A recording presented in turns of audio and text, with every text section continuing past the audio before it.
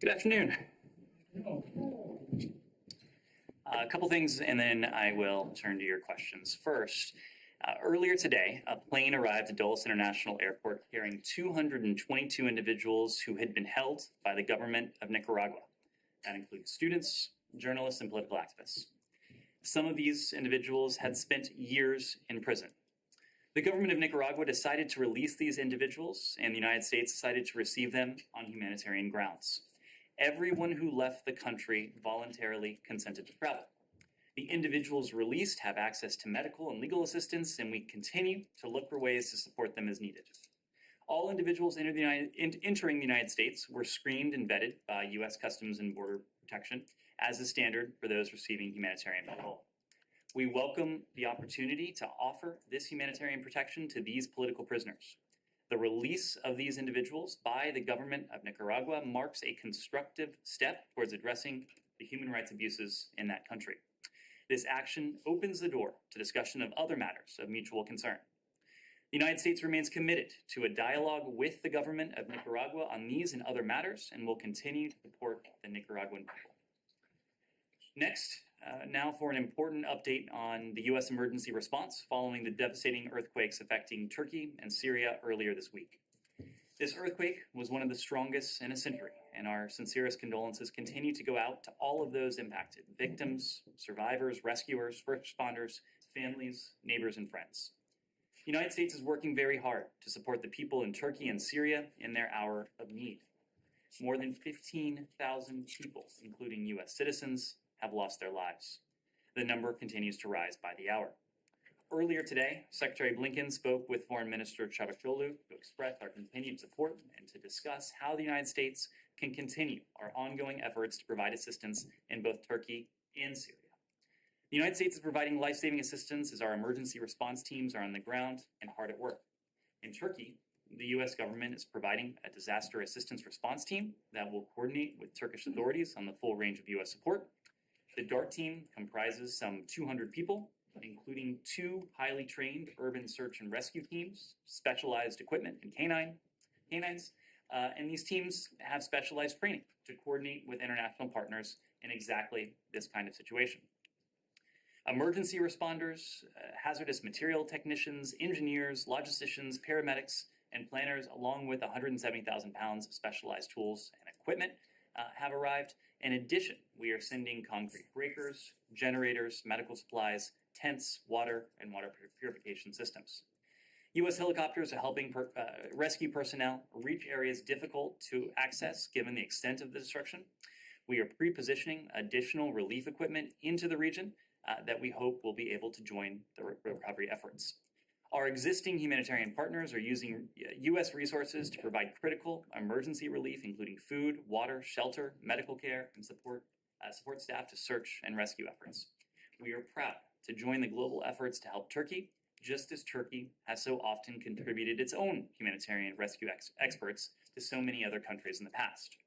In Syria, U.S.-funded humanitarian partners have been responding, including with U.S. resources, since the moment the earthquake struck. The White Helmets, whom we have proudly supported for years, reacted immediately and have pulled more than 1,000 survivors from the rubble.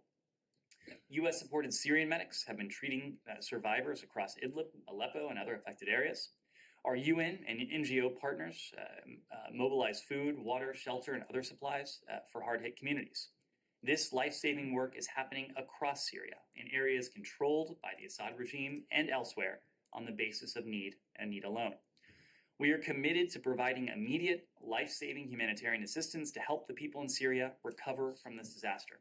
The United States has been the leading humanitarian donor since the start of the Syrian war, providing more than $15 billion to the Syrian people in Syria and throughout the region. We will show that same leadership in response to this new crisis. We will also continue to demand unhindered humanitarian access all across Syria, including cross-border aid. We are grateful to the government of Turkey for moving swiftly to reopen border crossings so aid can flow into non-regime areas of northern Syria, and we welcome the news that the first UN aid convoy arrived today via the Bab al-Hawa crossing. We call on the Assad regime to immediately allow aid in through all border crossings and to let humanitarians access all Syrians in need without exceptions. There are many hurdles to overcome when providing humanitarian assistance in Syria, and especially after devastating earthquakes this week. But our Syria sanctions policy is not among them. In both Turkey and Syria, the United States will remain committed to doing whatever it takes for as long as it takes to provide any and all necessary assistance to those impacted by these devastating earthquakes. And finally, today the Secretary hosted the Iraqi Deputy Prime Minister, Dr. Fuad Hussein, and his delegation in the first ever economic-focused higher coordinating committee of the U.S.-Iraq Strategic Framework Agreement, reinforcing the strong relationship between our countries. The Iraqi delegation will meet with a range of U.S. officials to discuss strengthening Iraq's economy, pursuing Iraqi energy independence, and combating climate change. This is our first HCC since Prime Minister Soudani formed a new government, and we are looking forward to a robust discussion. The United States supports a strong, stable, and sovereign Iraq, and we recognize the critical importance of a healthy and growing economy for this end. With that, Matt. Right. Well, that's a lot. Yes. Let's just let me just start really briefly with the Nicaragua thing, Yes. and that is these people now that they're here, whose custody are they in? Is it your? Is it DHS? Is it HHS? Who's and how long are they able to stay? Sure. So, Matt, this was an effort that was the result of concerted engagement by the Department of State. Today's outcome is very welcome news. It's very welcome news for these 222 individuals. As I said just a moment ago, it's a positive, constructive, welcome step from the Nicaraguan government. To your question, while the engagement with the Nicaraguan government was spearheaded by the Department of State, we've worked very closely in the final days of this process to ensure that these individuals will have what they need upon arriving in the United States. The vetting that they are undergoing is something that's conducted by CBP. DHS also plays a broader role.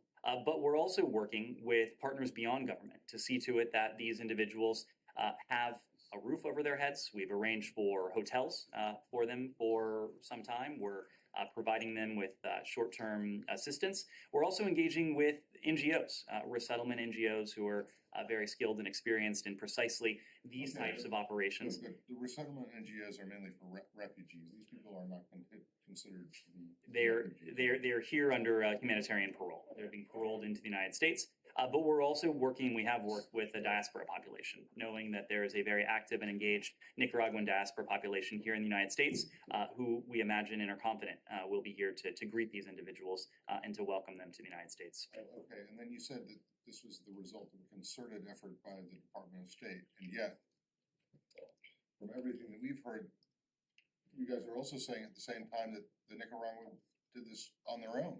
Well, that it was entirely on their initiative. So what exactly? So both of those things, Matt, can be true. First, this was a decision, a unilateral decision that the Nicaraguan government took. It was the Nicaraguan government that decided to offer the opportunity to these individuals to travel the United States. We agreed that we would, of course, receive them. When I say this is a product of American engagement, as you know, Matt, we have long called for the release of individuals imprisoned in Nicaragua for exercising their fundamental freedoms as a first step towards the restoration of democracy and an improved human rights climate in Nicaragua. We've done that publicly. We've also done that in private with Nicaraguan officials. So they arrived at this decision.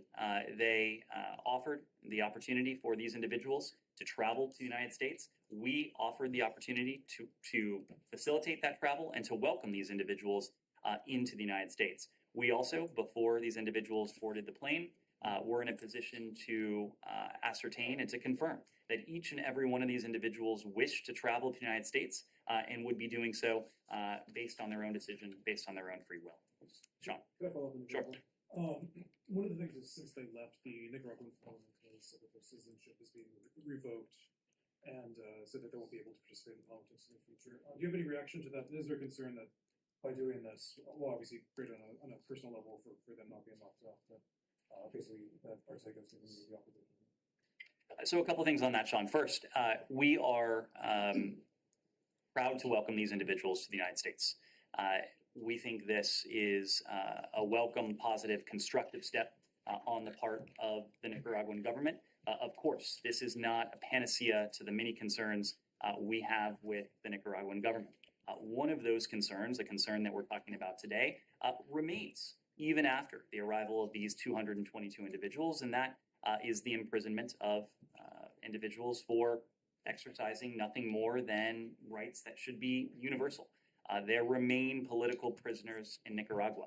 We are going to continue, both in public and in private, to engage, to encourage additional such steps, to encourage the Nicaraguan government to be in a position to advance the aspirations of the Nicaraguan people for greater levels of democracy, their aspirations to have their human rights respected, their aspirations for a future of opportunity and prosperity. That is not going to change.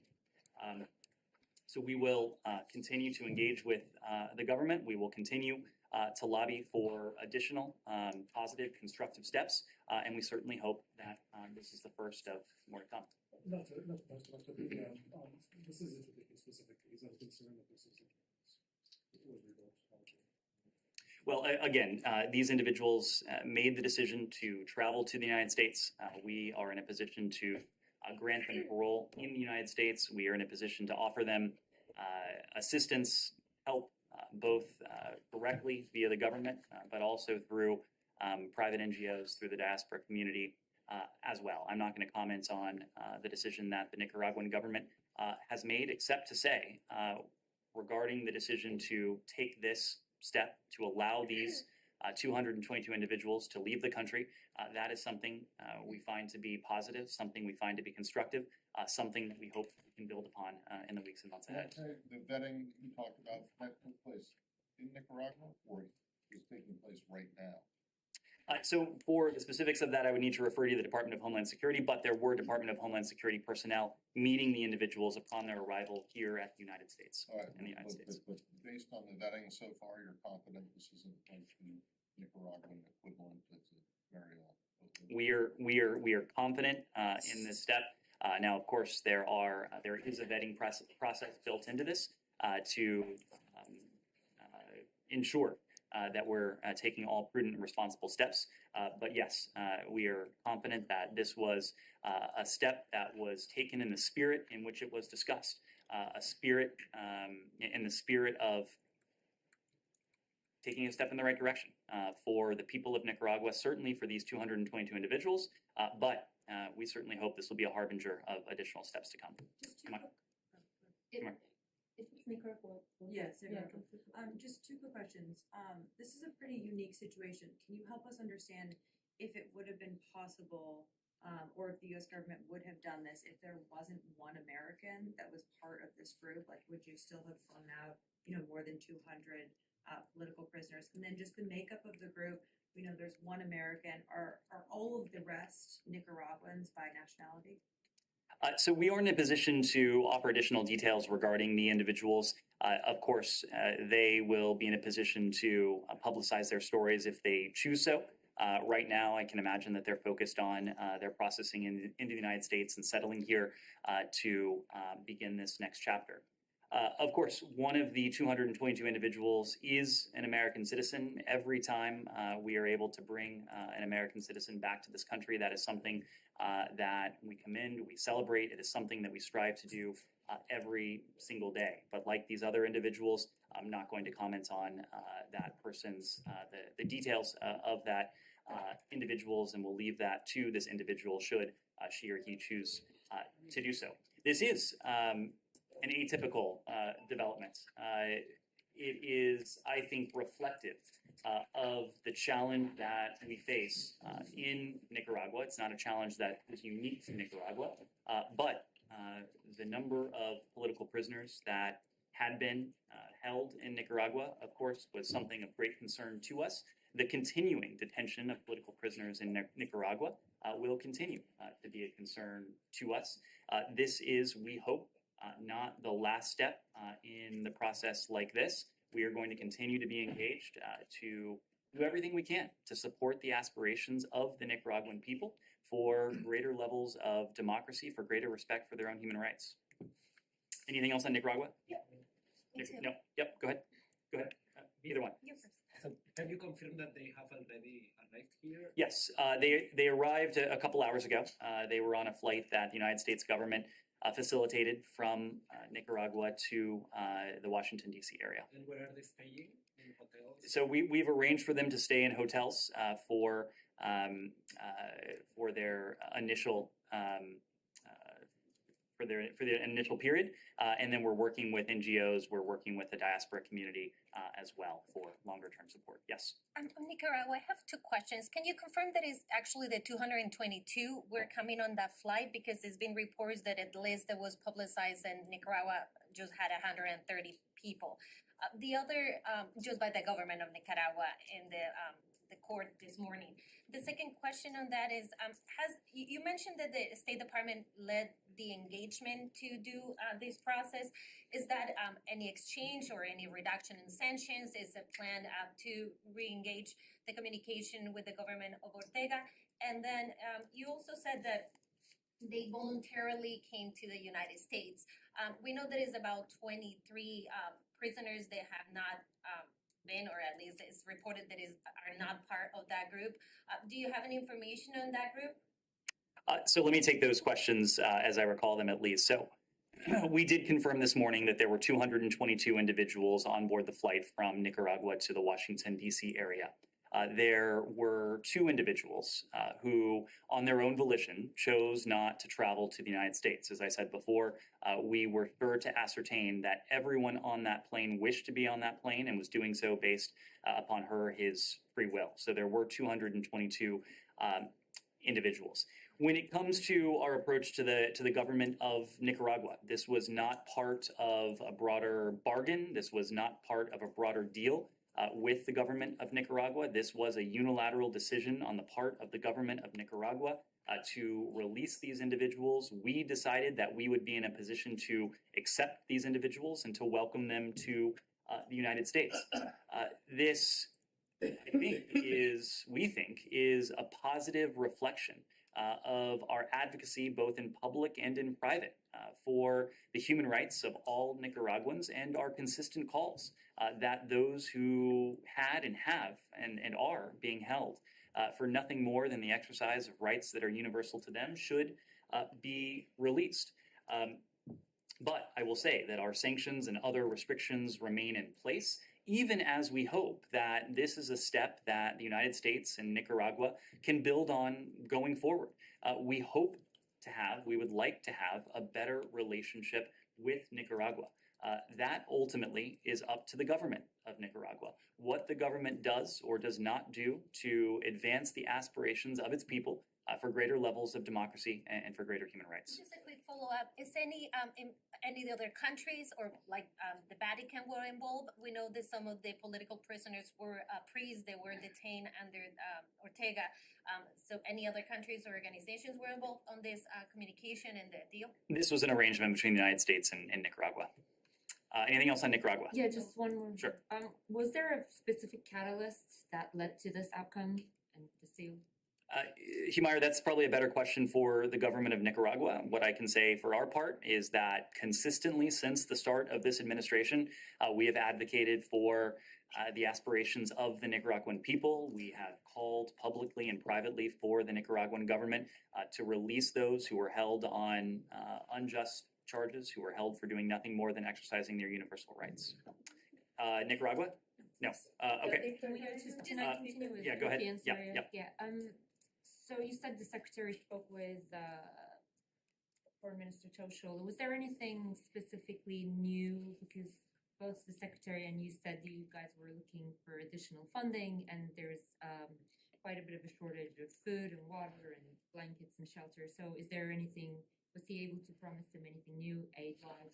So this was primarily an effort to garner from our Turkish allies what they would like to see from the United States, what more they would like to see from the United States. So Secretary Blinken thought it was important to pick up the phone to his foreign minister counterpart now for the second time in nearly as many days to have a conversation with the foreign minister about what His government was in need of, how the United States could continue to be a partner in this effort, and how we could actually redouble our support for efforts on both sides of the border, the efforts that our Turkish allies are undertaking, and the efforts to save and to help the people of Syria ultimately rebuild.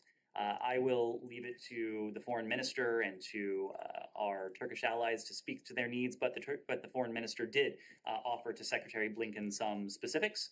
We will do everything we possibly can to fulfill the needs that the Turks have put forward.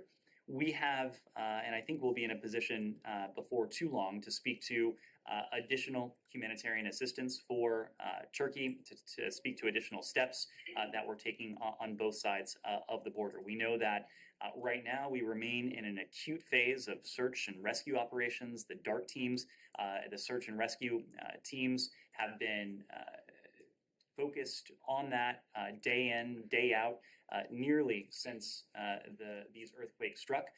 Over time, we are going to move into different phases of this. The requirements on the part of our Turkish allies, the needs on the part of the Syrian people will continue to evolve.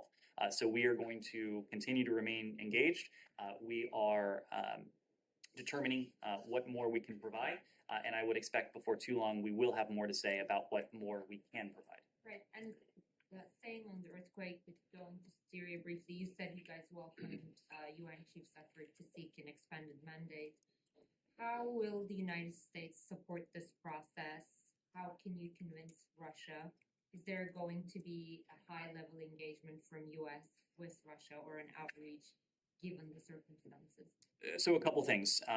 First, as I said a moment ago, we are calling on the Assad regime to immediately allow all humanitarian aid in through all border crossings and to allow humanitarian access, to let humanitarians access all persons in Syria in need without any exception whatsoever. That's what we're calling on the Assad regime to do. But to your question, Humaira, this is an exceedingly challenging situation for a number of reasons. In the first instance, because of the strength and magnitude of these quakes. But on the Syrian side of the border, the challenge is compounded by the fact that there is only one border crossing point, and for much of the past 48 hours, that crossing point had been rendered inaccessible because of damage to the area. There is really only one reason why there is only one border crossing point. That is because the Russian Federation has consistently vetoed, overturned any efforts to open additional border crossings. You recall that twice a year now, in recent years, we have gone through this unnecessary exercise of reauthorizing a single border crossing via a vote in the UN Security Council. It has always been our contention that there should be a longer duration to this border crossing authorization, and that there should be more than only one border crossing. I think today we are seeing the utility of having redundant alternative border crossings. Were we in a position to have more border checkpoints, we would be in a position to facilitate the provision of additional aid. This is something we have made no secret of. We made no secret of it earlier this year, I should say last year, the last time the reauthorization came up for a vote in the UN Security Council, and it's something that we continue to believe to be the case. It is incumbent on all responsible stakeholders to make a decision. Do they want to see humanitarian access to those in need in Syria, or are they comfortable with humanitarians being unable to reach those most in need? It really boils down to whether countries around the world, including what are supposed to be responsible stakeholders in the UN Security Council, whether they are comfortable doing nothing in the face of death, destruction, and suffering as a result of these earthquakes. But will you be able to do anything different to get the Russians on board? Because, their position has been known. And is there going to be like a different kind of outreach from US? Humaira, these are also good questions for the Russians. It would be a good question to ask them how they can possibly justify voting down an effort to provide expanded humanitarian access to the people of Syria. By the way, the people of Syria who have been enduring profound needs long before the earthquakes of earlier this week. That's a better question for them. The question is not for us, what are we going to do to change the Russian mindset? The question is for the Russians. Why is it that they are comfortable shooting down, vetoing efforts to provide more for people who are in desperate need? Can I follow up? Can I follow up? Go ahead. Thank you. You said that there are many things that hinder search and rescue effort in Syria, but the sanctions were not among them. That's right. That's what you said.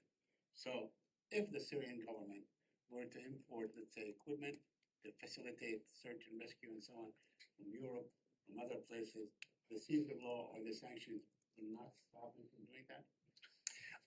Saeed, so a couple things. Our sanctions are in no way an impediment of our ability to provide humanitarian assistance to our humanitarian partners on the ground in Syria. We have been working with our humanitarian partners since the start of this civil war. We've provided some $15 billion to Syrians in Syria and to Syrians in the region who have been forced to flee in some cases. It is incumbent on the Syrian regime to allow that humanitarian access, to allow that humanitarian support and those humanitarians to gain access to those in need. Our humanitarian support that has totaled, again, more than $15 billion over the past dozen years has flowed through our humanitarian partners on the ground. But, just for me to understand, still, these laws and sanctions that are placed will stop access by the Syrian government to equipment that it may need. Another thing is, under these laws, also, Syrians are unable to send money to their families, Syrian Americans. They can go to Western Union, I guess, and send up to $400. They cannot send more than that. I mean, that's what I've been told. I don't know how accurate that is. But will the U.S. government, let's say, lift restriction or create like a temporary kind of thing for Syrians to send money to their families that are in larger amounts than $400 through the American banking system? So, Saeed, I think it's important that the first assertion isn't allowed to stand on its own. Our sanctions do not target humanitarian aid. Our sanctions have long-standing authorizations, long-standing carve-outs to see to it that humanitarian aid is allowed to go into Syria. Not only are we not standing in the way of humanitarian aid getting into Syria, we're calling on countries around the world to do all they can to help our Turkish allies in Turkey and also to help the people of Syria, whose needs long predate these earthquakes of recent weeks.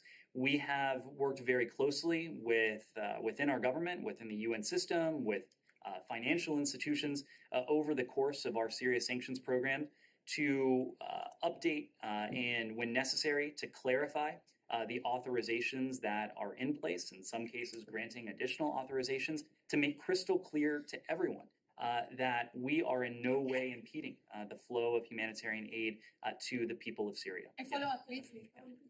To follow up on Syria, you said in your opening statement that actually some of the aid is going to the regime control area. Is that correct? That's correct. So it's been reported today that some of the international aid that was going through the Syrian regime control has been stolen. How can you ensure that actually this aid that going through the regime is going to the people that they need it the most? But Nadia, I want to make sure it is understood. This aid is not going to the regime. This aid is going to our international partners on the ground who have been positioned in some cases over the course of a dozen years to use that aid and to put it to good effect. We don't have sanctions on humanitarian assistance. That has always been the case. We have worked to clarify and to make sure that we're taking appropriate steps to see all humanitarian assistance be able to reach those in need. That is precisely why our humanitarian assistance has been able to reach our partners on the ground, including in regime-controlled areas. The partners we work with are vetted, they are trusted. These are organizations that we know. We've taken steps to do everything we can to mitigate the risk of diversion to the Assad regime, to other nefarious actors. But our first priority at the moment is seeing as much assistance as we can get to those in need. And you have to remember, we are talking about life-saving support, precisely what the Syrians need, whether it's winterization supplies, whether it's food, whether it's water. We are providing precisely what the people of Syria need, and we're basing what we are providing based on what we're hearing from those humanitarian partners on the ground. When you talk about border crossings, you mentioned Bab el Hawa and you also mentioned the Russians. Are we going to see, I know which is follow up to Myra's question, are we going to see any new initiative led by United States at the Security Council trying to bring the situation into attention and see if they can open more border crossing, not just Bab el Hawa, maybe Ma'ab al-Salam and others? You were asking if we are going to do what we have done year in, year out in recent years. But this The- is in addition, that was during the war, but I'm talking about the earthquake. The answer is yes. We have, our position has always been the same. We want to see additional humanitarian crossings. We want to see additional humanitarian assistance reach the people of Syria. We have done that in the context of now the semi-annual exercise, this unnecessary exercise of reauthorizing these humanitarian crossings twice a year. We don't think the world should be called upon to do it twice a year for something that is just seems pretty basic to us, that the people of Syria should be able to receive humanitarian assistance without a twice yearly authorization. We are going to continue to do everything we can to see to it that there are additional humanitarian access points. To Humaira's question, unfortunately, the reality has been, up until now at least, that one country primarily has stood in the way of that. The Russians have consistently threatened or used their veto when it comes to expanding border crossings. We're going to continue to make the case. Countries around the world are going to continue to make the case. And we certainly hope that Russia and all those who would stand in the way are hearing and seeing these just heartbreaking images.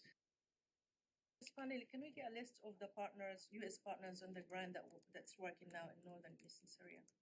I don't know that we're in a position to give you a list of our partners. In some cases, this is for their own safety. We want to make sure that we're not in any way setting up obstacles to their own work. But these are organizations with whom we have, in many cases, a long-standing relationship, organizations with whom we have a relationship of trust and who have a track record of effectiveness. Yes. Thank you. As you know, the Iraqi delegation have come to talk about security relationship and politics and economy. My question is, does the U.S. government instead on its demands on the Iraqi government in terms of trade relations with the countries that are listed on your sanctions, including Iran and Russia? Our relationship with the government of Iraq is one based on partnership. It is one based on mutual respect. It is based on our mutual interests and what works to the benefit of both of our countries. It is not our approach, whether it is the government of Iraq or any other partner of ours, to issue demands, to issue decrees. When we engage with our Iraqi partners, we do often talk about the challenges that we confront in the region and well beyond. Many of those challenges are challenges to both of our interests. Iranian-backed forces, in some cases, pose a challenge to both of our interests. So when we talk about sanctions, we don't talk about it in terms of what we are demanding of our Iraqi partners. We talk about it in terms of what is good for both of our countries. And there is a lot that is good for both of our countries. That is the relationship of shared interests, mutual interests we have. The very fact that we have so many mutual interests allows us to have these conversations and allows us to arrive at common positions. Turkey, Syria, go ahead. Earthquake. Thank you very much, Ned. You mentioned that there was a phone call, actually two in the past 2 days, and you said that they've been able to at least flesh out the further assistance that might be needed. You talked about a list of needs from the Turkish side to Secretary Blinken. What tops the list of needs at the moment from the Turkish side? Can you please clarify that a little bit? Because obviously that's been a topic of discussion, and people want to really know in Turkey what the further assistance could look like and what tops the list from the Turkish side? As you know, we don't read out the other side of a conversation when Secretary Blinken picks up the phone or other senior officials in this building pick up the phone. I will leave it to our Turkish allies to speak to what they need from the rest of the world. As I've watched coverage of this, we've heard very clearly from our Turkish allies the details of their response, what it is that they're doing, how they're doing it. What we want to make crystal clear is that we are going to remain engaged with this response for as long as it takes. Turkey is an ally. We have, when it comes to the people of Syria, this is a great humanitarian concern of ours. We have already engaged and launched a robust response, and I would expect before too long we will have more to say about what more Can I we can quickly do. follow up on that? I know that you obviously can't talk about the list of needs that the Turkish government has provided, but is it looking like from the American side that that list could be scrambled as soon as possible and dispatched to Turkey? How is it looking? It is from our side. It is looking like we are providing additional assistance every single day. Every day over the past few days, large cargo planes have touched down in Turkey from the United States, ferrying needed personnel, equipment, supplies. That will continue in the immediate search and rescue phase. It will continue as we move on to different phases of a response to this just earthquake. A couple of questions on this. You mentioned that the U.S. offers to redouble its efforts. Can you just unpack it a little bit? What it means about rescuing efforts? We're galloping against time. Every single minute matters. And I was talking about logistical concerns. And do we know how much success has been during the phone conversation in terms of resolving those problems? Do we know how much Success? I know you can't talk about the content of the phone call, but was it successful in terms of resolving that logistical concerns you may have to face? So this was not a phone call about our concerns. This was a phone call, first and foremost, about what needs our Turkish allies have for their response. We want to make sure that what we are providing is specifically tailored to what our Turkish allies need most on the ground right now. As I said a moment ago, we are still in this acute and, to your point, very urgent search and rescue phase.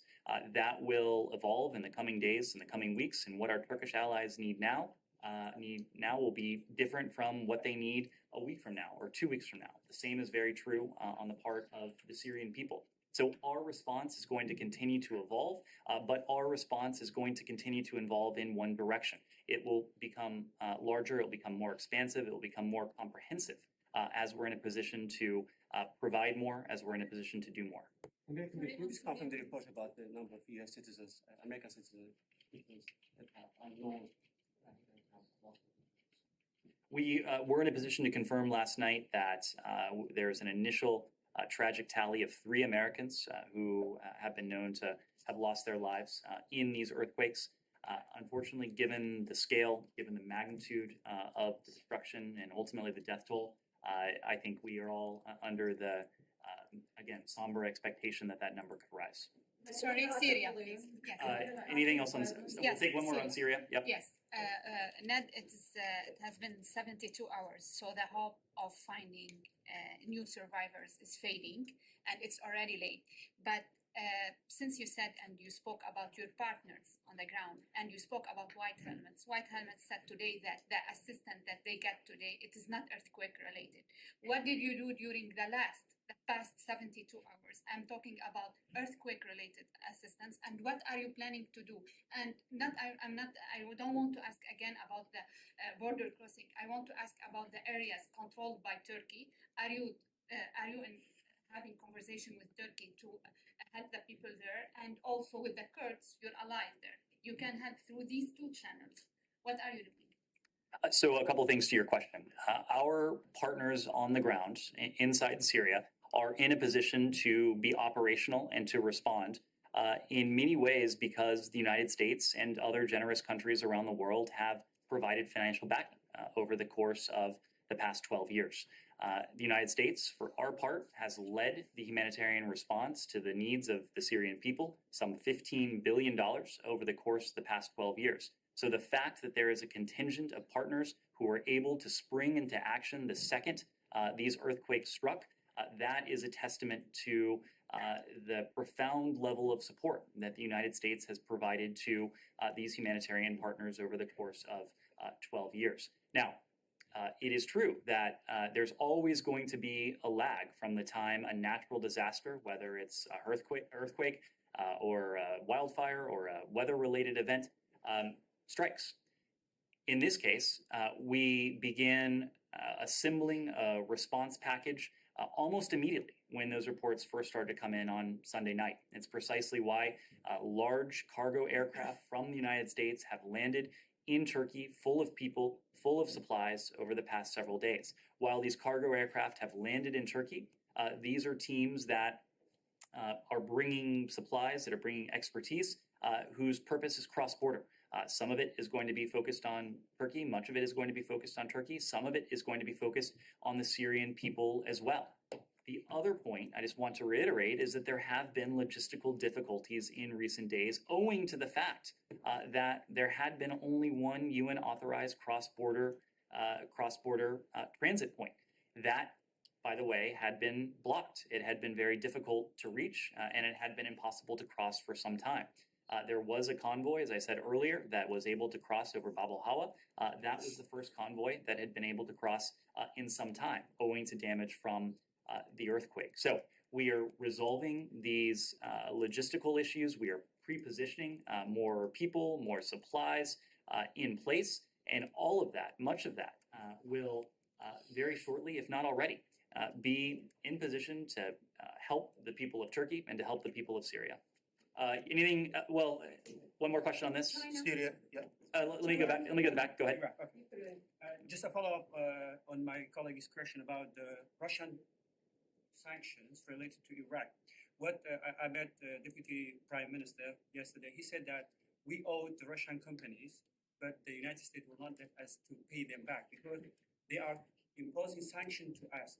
Then my question is that, are you going to waive Iraq from the Russian sanctions to pay their debts to Russian companies? And my second question, last week, the House Representatives Foreign Affairs Chairman, he sent a letter to Secretary Blinken and said, when you have a meeting with the Iraqi delegation, bring the disputes between KRG and also Baghdad into the table, because some of the disputes, they made problem for you oil and gas companies to working in Kurdistan region. But I didn't hear you and Secretary Blinken to mention that. Have you touched this issue with the Iraqi delegation? So a couple things. We'll have more to say on the meeting, I would expect, later today. But this meeting was the first time the Higher Coordinating Committee met exclusively on economic issues. The fact is that we have a 360-degree relationship with our Iraqi partners. That means that beyond our cooperation in the security and defense realm, we're committed to expanding all facets of that bilateral relationship. Fighting corruption, combating the climate crisis, growing the private sector, creating jobs, improving public services, expanding educational and cultural programming, establishing Iraq's energy independence, and strengthening Iraqi sovereignty. Now, today's session is focusing on the economics of all of that, the climate impacts of that relationship, the energy element of it as well. So I would expect the issues that you raised will be up for discussion. I suspect we'll have more to say What about disputes between before the day or so. KRG? Go ahead. Let me move around. I need to move to others. Yes. Thank you. I'm Alaka from the Epoch Times. You shared some information about the balloon, the Chinese balloon. Now that we know the balloon carried surveillance equipment and China wasn't truthful about it, is the State Department considering countermeasures like sanctions against the Chinese government? So let me say a couple things about this. You heard from the Secretary yesterday, you've heard from the President and others, our deeply held view on this, and a view that the rest of the world has been in a position to see. China acted irresponsibly by violating our sovereignty. This was a profoundly irresponsible act, in response to which we acted responsibly and prudently to protect our interests. This is not something that only the American people have been able to see in recent days. China's irresponsible actions were visible to us, but also to the world. And China, as a result, has a lot to answer for. They are presumably getting questions from countries all over the world about the nature of this program, about previous violations of sovereignty of some 40 countries across 5 continents, as we said earlier today. Now, we are always going to protect our interests. We did so in the tactical case of this balloon. We also said today in the release that you mentioned that we're exploring taking action against PRC entities linked to the PLA that supported the balloon's incursion into U.S. airspace. We'll look at continuing these broader efforts to expose and to address the PRC's larger surveillance activities that pose a threat to our national security and that to our allies and partners as well. You've heard us speak in recent days of our efforts to engage allies and partners. We've engaged them via the State Department here in Washington, D.C. We've engaged them via our embassies around the world. This is a program that not only threatened and violated our sovereignty, but the sovereignty of dozens of countries. So we think it's important to share what it is that we know, to hear questions and to answer questions from allies and partners around the world, and to approach this challenge as we have many other challenges we face from the PRC with allies and partners by our side. Jenny? Thank you. Yeah. No, can we stay on the balloon? Yeah. Sure. So, since you just said it, 40 countries, 5 continents, what other countries? Matt, we released a number today, but we did not release the countries. I know, well, I'm asking you to find that. Got it. Which other countries? I am not in a position to release the countries. Of course, of course, these countries are free to speak to what has happened to them, should they choose to do so. Do they know? We are having conversations with countries that we are not having with you. Sorry to say, and it's up to these countries to. Fine. How do you know these other countries? I mean, obviously, the U.S. airspace was breached. We all saw it. We saw it come down. But how do you know that 39 other countries were affected by similar incursions? So we have a variety of means at our disposal, Matt. Some of them are available to you. You presumably have seen videos, pictures of these types of systems overflying other countries as well. There's been public reporting on countries that have said that there has been public reporting of other countries that have said that they. Know, and were these incursions of these other 39 countries also violations of sovereignty? Matt, when a surveillance balloon goes into your airspace with the express point of collecting intelligence on countries around the world, that would strike us to be a violation of sovereignty. We will let other countries speak to what has happened to them. What we think is important is for the American public and people around the world to at least have a broad sense of what this was. This to us was very clearly a violation of our sovereignty, but this program did not only target the United States. And so just as we have confronted virtually every other challenge we face from the PRC with allies and partners by our side, part of what we are doing in the engagement with our allies and partners, both here in DC and embassies around the world, is to make sure that a broad array of countries understand this threat and are in a position to protect against it. Did any of these other 39 countries come to you and say, hey, the same thing has happened to us?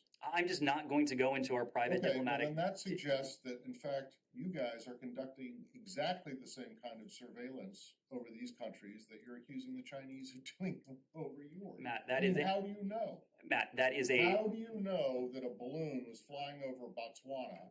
To give an example. We did not name any countries, Matt. I know you didn't. I'm just using that as an example. Fine, I'll use a fictional example. The one I was going to use was Atlantis, but it's underwater, so that's a bad one. But how do you know? How do we know? We have had conversations with countries. Because those countries have come to you and said, hey, look, we had the same thing happen I will state broadly that we have a range of means at our disposal. What we released today was based on information available to us via a range of means. Some of that is going to be diplomatic correspondence. Some of that is going to be open source reporting, the likes of which you've seen that you may be playing ignorant to now. Some no, of it will be means that I just can't get into from here, and I hope you understand that. I haven't seen any open source reporting on anything other than like Colombia and possibly in the Well, and Japan, and that's it, and that's not 40. And That's can you like, say for that's how like long? 4. And if you guys are so sure that 40 other countries or 39 other countries were reached, I just, how? How do you know for sure? Matt, this goes back to a conversation you and I have had many times. We are attempting to be as transparent as we can possibly be to do everything we can to sensitize the rest of the world to this challenge. A challenge that some countries in private, have recognized for some time because they've been subjected to it. Now, what is also true that I just can't go into the full set of details. We aren't going to be in a position to reveal sources and methods. We aren't going to be in a position that would weaken our defenses against a program like this or any other type of surveillance program that the PRC or any other competitor might have aimed at us or our partners and allies around the world. Can you say, in the spirit of transparency, this 5 continents and 40 countries, how long has this been going Over the on? course of several years. And just 1 second. And if it wasn't for this incident, were you guys going to let those countries know? Humira, we have a conversation with our partners and allies in private about a range of challenges, threats, and opportunities that we face. I can tell you without going into detail that we have pretty in-depth conversations. We have had pretty in-depth conversations with our allies and partners around the world about the challenges that China presents. There are a number of challenges. One of those challenges is espionage, surveillance, the type of activity that we've been talking about for the past few days. Those are the types of conversations that we've long had with allies and partners. So you have let them know for a while ago about the program of Chinese surveillance balloons. I'm not going to go into discussions that often do take place in intelligence channels. I will just make the broad point that we think it is important to share as much as we can with our partners and allies around the world about these types of activities, because again, we are not the only country that's been subjected to them. I need to, on the balloon, go ahead, Danny. Alex, I need to move on. State Department said that there were ongoing talk with South Korea regarding balloon. Okay, thank you.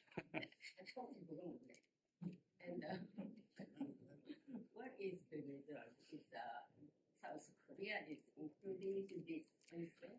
Just as we haven't publicized the list of countries that have been subjected to this by this particular program, we're also not detailing which countries we've engaged with.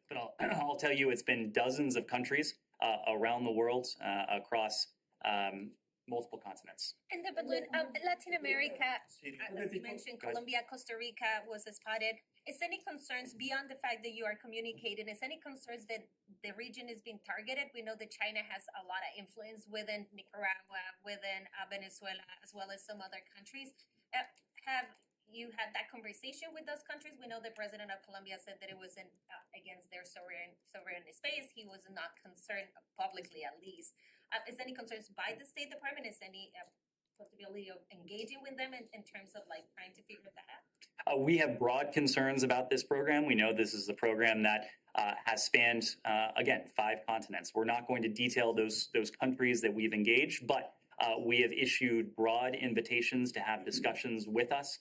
We have had a number of large group discussions with other representatives of other countries, and our embassies are engaging allies and partners around the world with information. Yes. Sir, you're aware of the... In the initial phases, you told us that these balloons, surveillance balloons, are not of much intelligence value because the information they can get from other satellites as well. That was the initial assessment. Now it looks like these balloons have much more intelligence value. They collect much more than what we achieved. So I'll make a couple points. One, we were able to minimize the intelligence collection value of this particular system because we identified it early on. And we took prudent steps, including steps on the ground, that would minimize its ability to provide valuable intelligence back to the PRC. Not every country is going to be in a position to do that. So we want to provide countries with information that they may need to help defend themselves against this type of program, similar types of programs going forward. How would you define that you're having with other 39 countries? Were they having the same kind of balloons, or they were different kind of intelligence gathering? You saw the information that we released today. This is a program that has spanned 5 continents, 40 countries, and this is a program that has deployed these types of assets around the globe in that regard. Two quick questions. One, are you trying to create a coalition of these 39, 40 countries on balloon itself? And secondly, the Chinese are denying it, right? They're saying they don't have any such program. Well, I think the fact is that they have a lot of explaining to do. They have a lot of questions from countries around the world.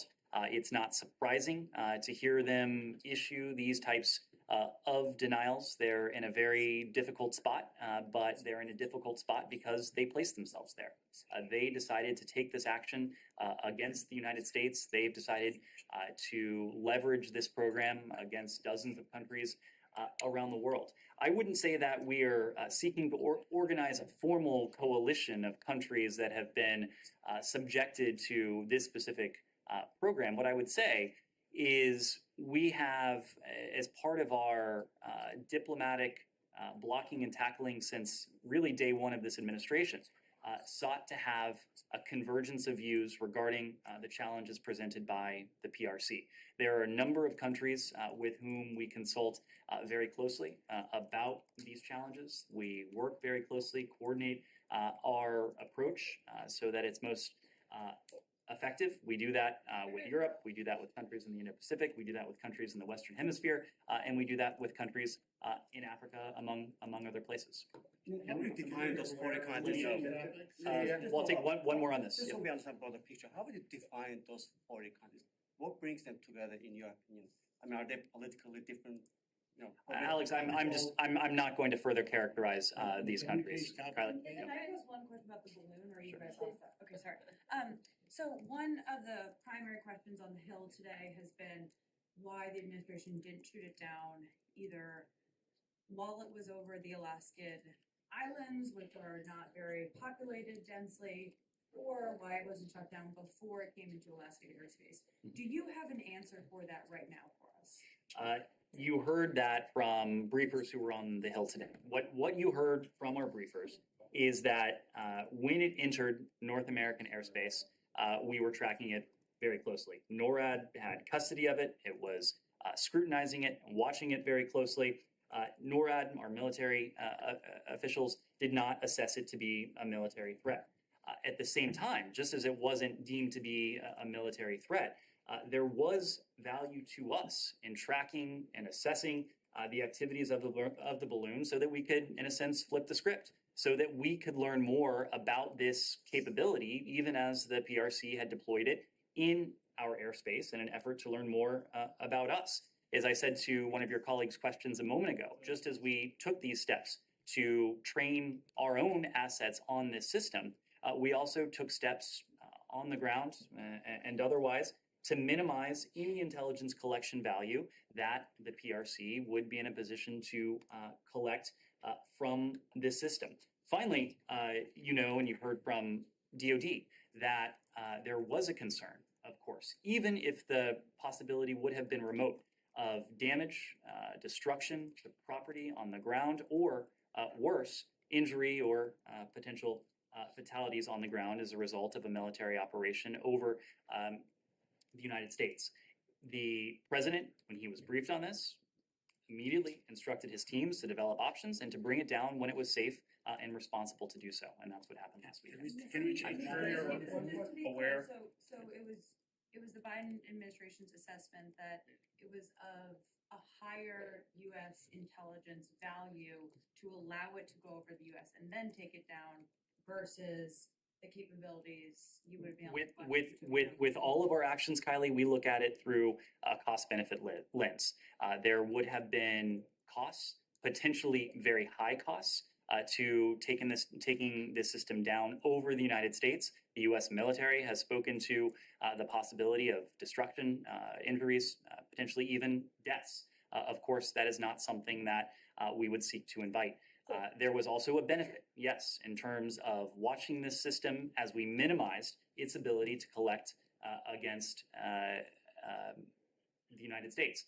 The military devised a plan at the direction of the president to bring it down at the first moment where it was safe to do so, and that's precisely what happened. Can I Saeed? change topics? Thank Sure. you. The Palestinian issue. Sure. Axios just published an article saying that the Biden administration warned the Israeli government that it would consider any transfer of civilian authority in the occupied West Bank to far-right Finance Minister Bezalel Smotrich as a step toward annexation. He claims that two Israeli and official sources have said. Can you confirm that? You were asking me about something that presumably just came out while I was here, so I'm. Would the U.S. government consider that giving this, this file, whatever you want to call it, this responsibility to Smotrich, as a step towards annexation? We are not going to comment on a hypothetical. What we will say, and the message that we conveyed consistently from the Secretary when we were in Israel and the West Bank, is the criticality of Israel and the Palestinian Authority of refraining from any unilateral steps that exacerbate tensions or undercut efforts to advance a negotiated two-step solution. We've been very specific about those steps, but I'm just not going to comment on what would be That brings me to hypothetical. my second point, that Israel, despite your call, to see demolishing of homes and so on, they really have stepped up demolitions of homes in Jerusalem. Do you have any comment on that? Saeed, our comment has been consistent, and it's precisely what you heard from Secretary Blinken. We've called on Israel, we call on the Palestinian Authority to avoid any such unilateral steps. That includes annexation of territory, settlement activity, demolition, violence and incitement to violence, or providing compensation for individuals in prison for acts of terrorism. Okay, and finally, Ned, I asked about how Gazans are not allowed to cross borders for medical treatment. Today we have a doctor from Gaza testifying before Congress, Yasser Abu Jamal, and he's talking about these conditions. Are there any plans to meet with him or anything like this? Can the United States take any steps to accelerate medical aid to Gaza? Said one of the early tasks of this administration in the region was to reestablish relations with the Palestinian Authority, but also with the Palestinian people in the West Bank, but also the Palestinian people in Gaza, whose needs are extreme. As part of that, we have also re-engaged UNRWA. We've provided humanitarian assistance to the tune of $1.1 billion to the Palestinian people, again, not flowing through any de facto governmental entity in Gaza, but going directly to partners on the ground to help those Palestinians in the West Bank, in Gaza, who are in need of precisely the types of elements that you just spoke to. Yes, in the back. Yeah, the leaders of Hamas and Palestinian Islamic Jihad have been meeting in Cairo this week. Do you have any comment on those meetings? And have you spoken with the Egyptians or Israelis about them? I don't have any comment on this. Yes. Thank you. On North Korea. North Korean leader Kim Jong-un discussed the completion of war readiness at the Central Military Commission of the party. And regarding the demonstration of new weapons at North Korea's military parade last night, how do you assess on this? Janie, these are propaganda exercises on the part of the DPRK. We're, of course, aware that the DPRK staged this parade, but I'm not going to comment on it. What I will say is that our goal remains the same. That's the complete denuclearization of the Korean Peninsula. We are prepared to engage in dialogue and diplomacy with the DPRK to that end. In the absence of any apparent inclination on the part of the DPRK to do that, we are going to continue to coordinate closely, to sit down, to engage in diplomacy with our allies, Japan, ROK, in this case, but also with partners and allies around the world. And the former U.S. ambassador to South Korea, Harry Harris, said at the recent congressional hearing that the United States should not relieve sanctions and reduce the U.S. and South Korea joint military exercises in order to talk with North Korea. Can the State Department give up sanctions or U.S. ROK joint exercises for dialogue with North Korea? JD, we have an offer on the table to the DPRK for dialogue right now. This is an offer that the DPRK could have accepted over the course of nearly 2 years, and so far has chosen not to. Instead, the DPRK has engaged in provocation after provocation, each one of it which poses a threat to international peace and security in the region and potentially beyond. What you've seen from the United States and the ROK and the United States and Japan, the types of defensive maneuvers that we have undertaken, that is to ensure that we make good on the commitment that we have to the ROK and Japan, that our commitment to their security remains ironclad. We are doing that in the face of provocations from the DPRK. We would like to see the DPRK cease these provocations. We would like to see the DPRK engage in dialogue. But until and unless that happens, our approach will remain the same. I'm sure. Yes. And so you've already had a question. I want to make sure that you go ahead. You haven't had a question. Thank you. I'm sure you're aware of the new report from Seymour Hersh, how America took out the Nord Stream pipeline and the White House's denial of any involvement. Given the longstanding U.S. opposition to the pipeline, Secretary Blinken's calling its demise a tremendous opportunity, and Under Secretary of State Nuland's saying that the U.S. officials were pleased with the destruction of the pipeline, especially the Sweden's secretive investigation. Do you think the U.S. government's denial of involvement is credible? I absolutely do, and I repeat it here. Anything else? Let me follow up on that, if I might. Have you or anybody else at the State Department been in communication with German, Norwegian ambassadors or other allies or officials on this matter? On the matter of Nord Stream 2? On the matter of the latest allegations, which give a fairly, I mean, it's one anonymous source, but it is a fairly it would not be it would not be typical for us to engage allies and partners on something that is utter and complete nonsense and that should be rejected out of hand by anyone who is looking at it through through an objective lens. Yes, go ahead. One more aspect on this. One of the allegations that Hersh makes is that it was taken off the CIA in order to prevent involvement, oversight as a covert operation. Did you read the piece? I'm familiar with it. One of his allegations is that it was taken off the CIA. Look, rather than let this propaganda be aired in the briefing room, but let me just say it is a fundamental misunderstanding of oversight in our U.S. Congress. Beyond getting his facts entirely wrong, as he has before in very high-profile ways, it is a fundamental misunderstanding to suggest that our intelligence community is not subject to oversight. Anyone who writes that, who writes anything like that, should not be believed on any fact that he or she puts forward. That it was taken off of a CIA and put under military in order to prevent. Our military is also subject to rigorous oversight. That's my question. That's yes, my question. The answer is yes. Do you recognize and abide by the War Powers Clause in such a situation and the War Powers Resolution in such a situation? In a situation, your question is if we abide by the War Powers Resolution in a situation that never occurred? In any situation involving U.S. military, do you abide by the War Powers Resolution? We follow the law in every instance, yes. Including the War Powers Resolution? We follow the War Powers Resolution and the broader law in every instance, yes. Go ahead. Thank you. A quick follow-up on the Chinese entities that are linked to PLA, which were involved in this balloon program. You said you're considering taking action against these entities. When should we expect to receive some information about that? And a broader sanction against the regime is off the table, my understanding. Is that correct? I'm just not going to go further into that than the information we released earlier this morning. We're always going to take action to protect our people, to protect our interests, to guard against what is a challenge to those.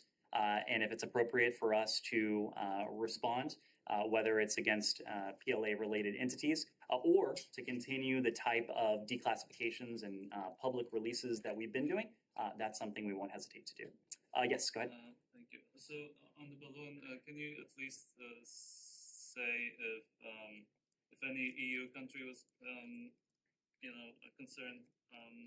And more broadly, do you know what the general or specific purpose of this global campaign of balloons is? And is there a specific goal?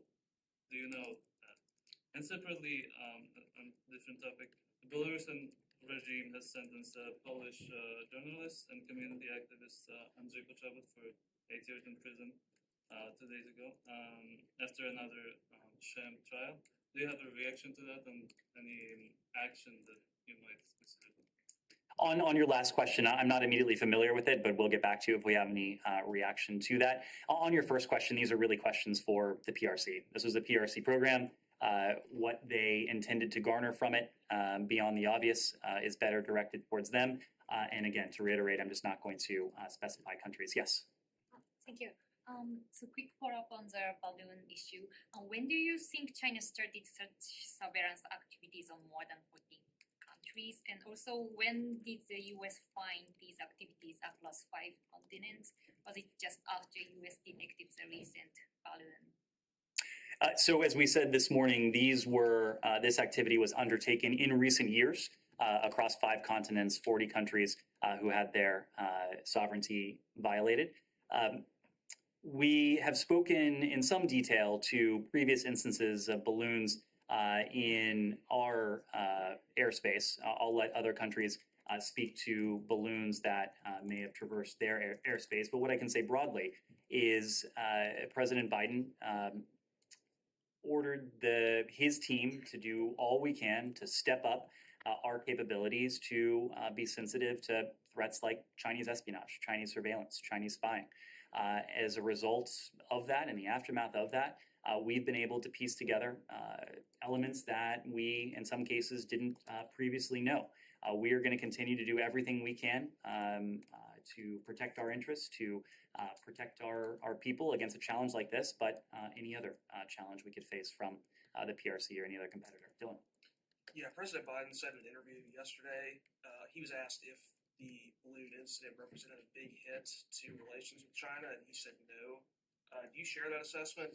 Is the postponement of the Secretary's trip and the verbal back and forth that's happened since between the two sides, is that not a big hit to relations?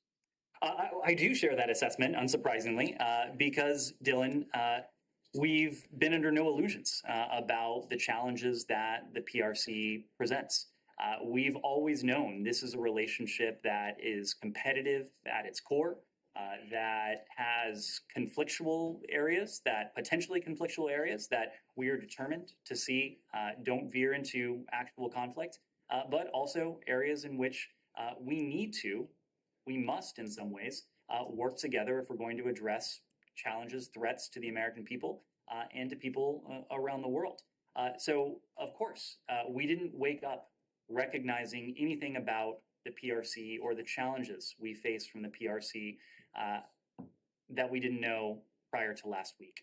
Now, this has crystallized that in the minds of many Americans. It may be the first time that many Americans have seen such a vivid demonstration, but we've always been attuned to these challenges and more than that, attuned to the need to manage this relationship responsibly. Go ahead in the back. Thanks. I have a question about the news that the UK is considering sending fighter jets to Ukraine. I guess my first question is this something the US has a stance on, given that, we've expressed the belief that it's not a system yet that's appropriate for the war in Ukraine? And two, is there any coordination between the UK and the US on this decision about My understanding, and of course I would refer you to our British authorities, to our British allies for this, but I'm not sure that's quite right, a rendering of what they said yesterday. I think the question of provision of aircraft is something that they're looking at, but they did speak to training. As for us, and the same would apply to our British allies, These are discussions that we have with our Ukrainian partners to determine in the first instance what it is that they need. We then have these conversations between and among partners and allies to determine what it is that any given partner has, what we collectively have as countries who are standing up for Ukraine, and what would be appropriate for us to do. These are decisions that we take in close consultations with Ukraine partners and allies, but we're just not going to get ahead of that process with any single system or with the specifics. All right. I don't think you've had a question. Thank you. So I have a question for the Chinese foreign. So you say the Chinese foreign was right, like all over the world. I mean, you say like 40 countries who are committing. So what's the ratio? Is that the 14 country is mostly like Asian country, or do you have like any things for this one? I'm just not going to go into the countries specifically. What we made public this morning is that this is a program that has violated the sovereignty of 40 countries across 5 continents, and I'll leave it there. Thank you all very much. Thanks.